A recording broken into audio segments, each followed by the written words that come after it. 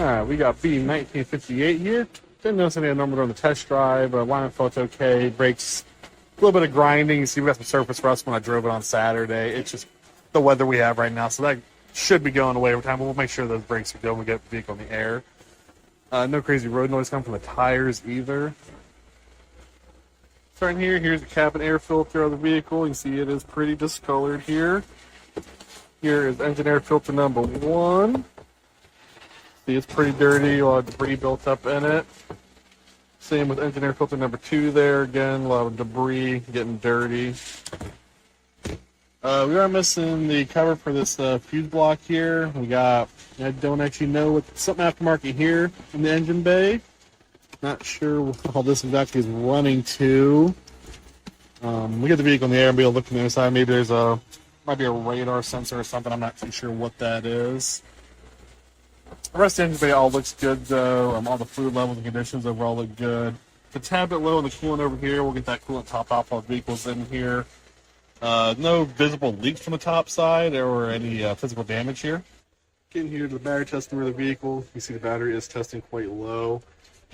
And it's also not the right battery for the vehicle. You can tell the fuse block should be sitting along the top of the battery, not just kind of resting there lightly.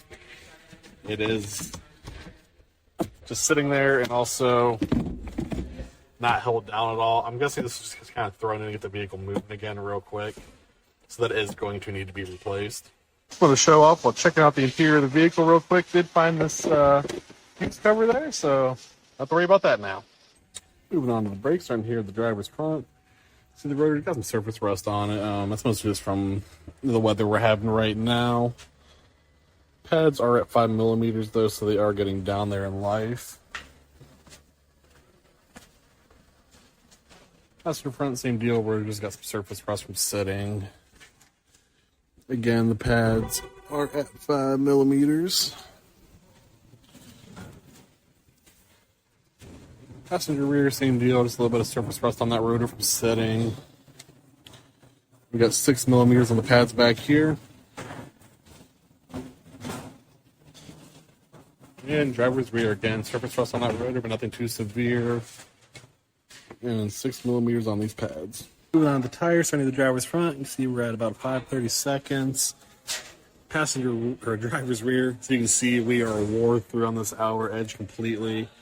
So this tire is absolutely shot. It's not safe to drive on, so that will need to be addressed immediately.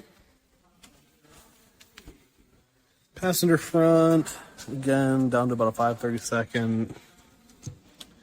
And passenger rear is about a 6/32. And finally getting here to the underside of the vehicle, starting here with the rear. The rear suspension all looked good, all felt good as well. No play in any of the components back here. The rear differential, rear axles looking good as well. No leaks or damage to any of those components. Getting down the vehicle here, you can see the exhaust looking good as well. Here is up underneath the transmission. Kind of hard to see with all the shielding, but it's also nice and dry. That's the other side of that. Front suspension here all looks good as well. Also all felt good. Same with those front drive axles. No damage or play in any components there. And up here underneath the engine, again, kind of hard to see a whole lot, but it is all nice and dry as we like to see.